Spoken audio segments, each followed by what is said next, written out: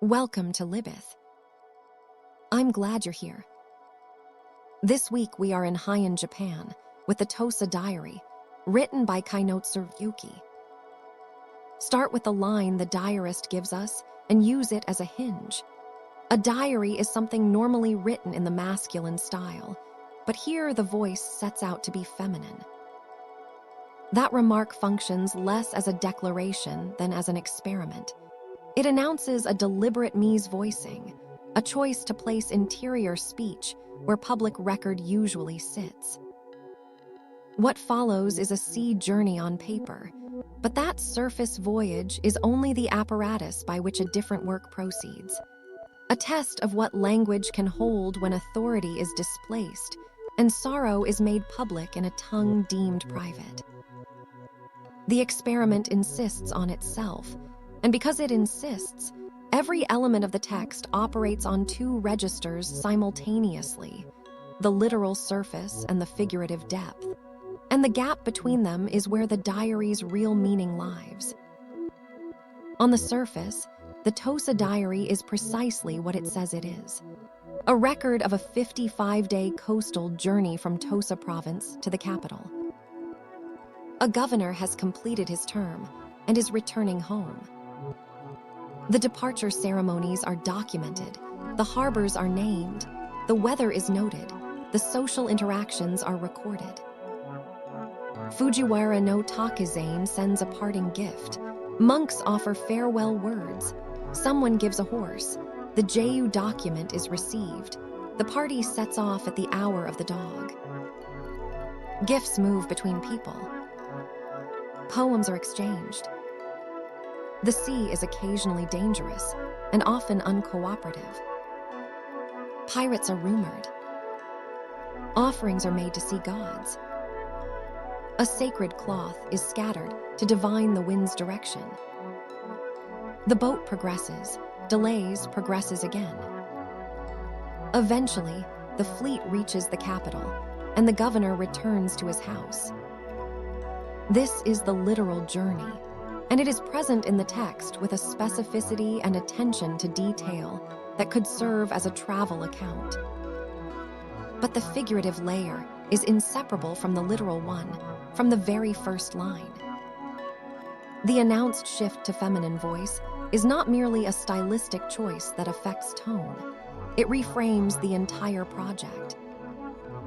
If the masculine, Chinese script diary is the official record, the mode of authority, the language of the state, then the feminine, Kana diary is something else. A claim that the private and the intimate are the real record, that what matters is not the transfer of administrative authority, but the human experience of the people involved in it.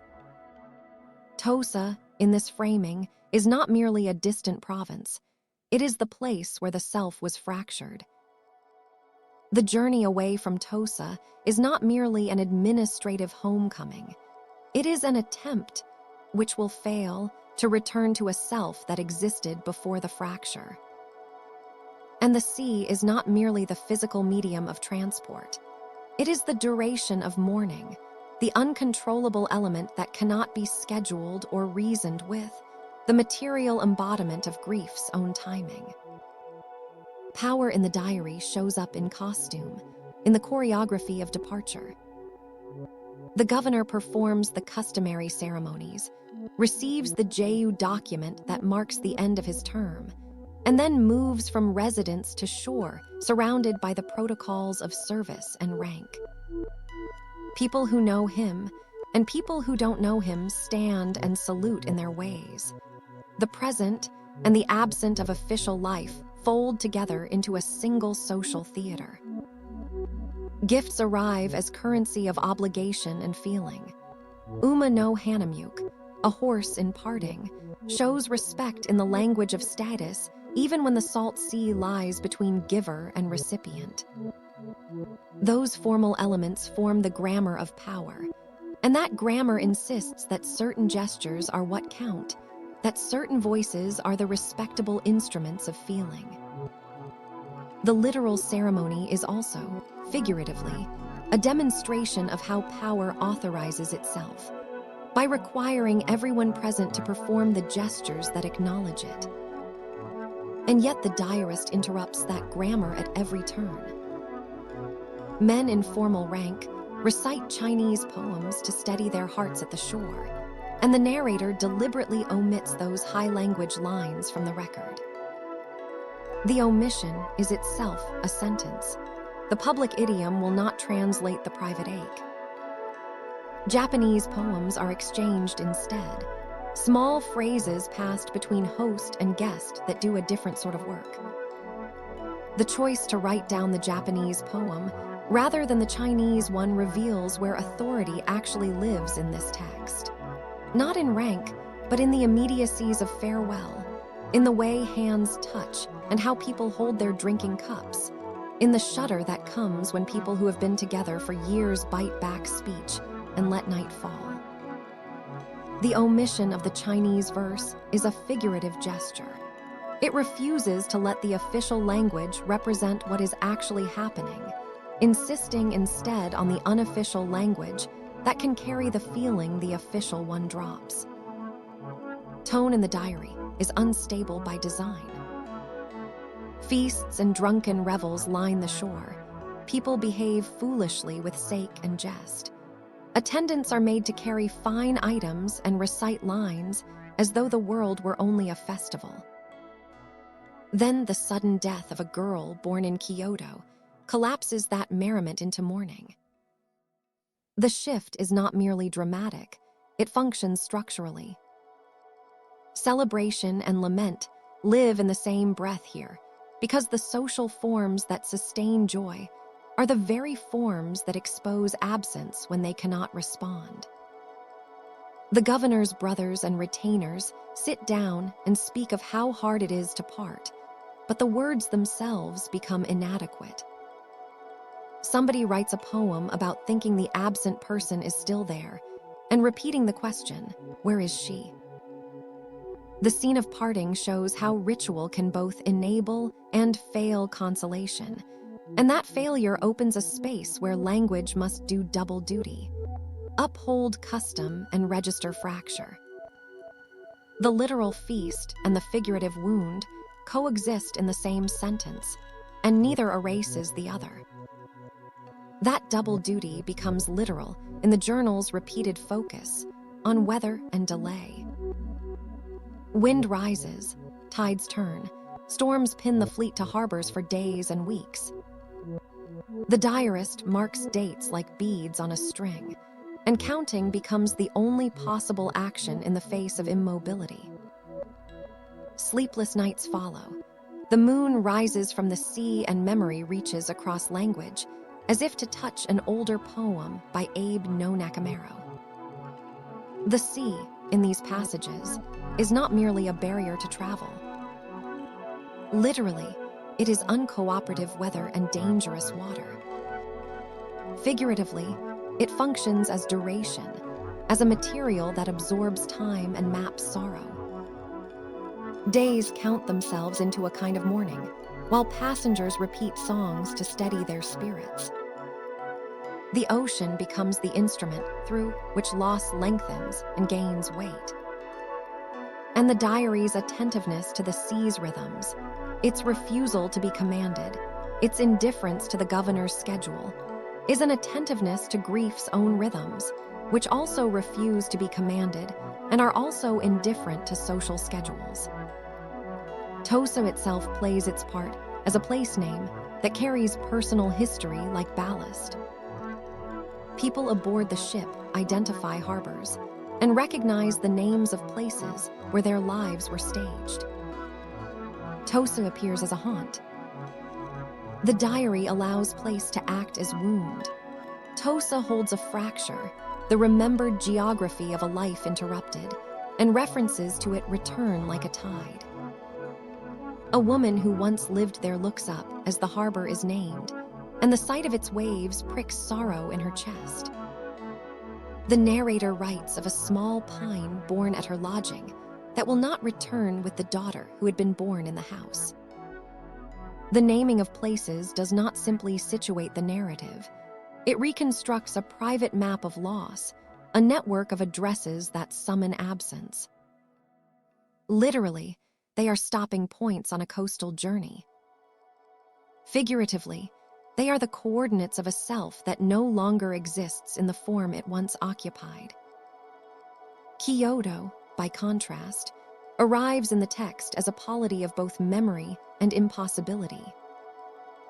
The capitals of return, the river mouths, the willow shadows, the bridge at Yamazaki, are rendered in fine detail as thresholds. The narrator moves upriver under moonlight and records the pattern of ripples and the way willow shadows sketch themselves on the riverbed. These are lovely details, literally accurate observations of the approach to the capital. Figuratively, they are the approach to a confrontation the narrator cannot avoid. Entering home, the diarist finds a house that is broken and tattered. The person entrusted with the household has allowed things to fall into ruin. The house's ruin is not merely physical disrepair, but an index of a vanished domestic future. The daughter who once made the house a home does not return. The arrival poses the self against the permanent absence, and what the sight of what remains triggers is a different language. Not the rhetoric of rank, but the vocabulary of sorrow, of ruined little things and pine trees that have lost branches. Literally, a man has returned to find his property in poor condition. Figuratively, the person who left for Tosa cannot return because that person no longer exists. All of this is enacted in the question of language itself, which is where the literal and figurative converge most directly. The diary's opening experiment, that masculine writings typically dominate record while the feminine voice secures feeling, leads to a broader claim about the terms of literature. Writing in kana is not a neutral technicality. Kana is the syllabary associated with vernacular speech, private correspondence, and by convention, women's writing in the Heian period. When the diarist elects to keep the diary in that register, the page becomes a site of resistance. Here, the private voice claims the right to be counted as literature. The narrator refuses the official gloss that assigns value to Chinese composition alone, and thereby argues that interior feeling, domestic speech, and the small, accidental songs of children and old women are legitimate vehicles for truth. Literally, this is a script choice. Figuratively, it is a claim about epistemology. The intimate and the private are the real record of what happens to human beings inside the systems that organize their lives. The mirror episode stands at the center of that claim and reveals how ritual, sacrifice, and revelation bind together. In a desperate gesture at Sumino, someone casts a mirror into the sea after the religious offerings prove insufficient. The mirror is both practical and symbolic. It is a sacred object, but used here it becomes an index of the helmsman's inner state. When the narrator reports that by casting the mirror, she perceived the heart of the god, and then recognized the helmsman's heart, the scene performs a transformation. An object offered to a deity turns out to reflect human interiority back to the community. Literally, an offering is made in a ritual context. Figuratively, the act of offering makes a hidden heart visible. The diary gives us sacrificial optics. To throw a mirror into the turbulent element is to risk losing an image in order to see the truth of another. This is also a parable about writing itself. To offer the text, to cast the diary into the reader's hands, is to surrender control of the reflection it provides, to let it show something that was not planned for. The mirror thrown into the sea is the book thrown into time. Every poem in the diary performs more than one job at once. A verse recited by a drunk shoregoer functions in the moment as entertainment, and in a deeper way as a calibration of loss. A child's naive composition becomes a precise map of longing. The official poem of the new governor acts as a statement of duty, while human yearning finds its way into its metaphors. Poems work as currency in the social economy and as instruments of introspection. In the act of composing on deck, in inns, and by the shore, people convert immediate sensations into language that will outlast the instant. That conversion is not neutral. It alters experience by shaping it into forms that can be carried forward. And because the forms carry their own rhythms and blanks, they produce new modes of mourning and memory. Literally, a poem is composed and exchanged. Figuratively, it is a small act of construction against forgetting, a way of holding the shape of a moment that will otherwise dissolve. The pines that recur throughout the diary are the clearest single emblem of this double-register logic. Literally, they are coastal trees that serve as navigational landmarks, cultural associations, and picturesque details. They are real pines at real harbors. Figuratively, they carry the weight of endurance and generational continuity, which is why their losses, the branch that has disappeared in 5 or 6 years, the pine at the lodging that has grown without the daughter, are disproportionately affecting. A pine branch going missing is a trivial event in any ordinary account. In this text, it is the figurative statement that what was supposed to endure has been altered by time, that continuity is compromised, that nothing returns in the exact form it left. The branch is gone. The daughter is gone.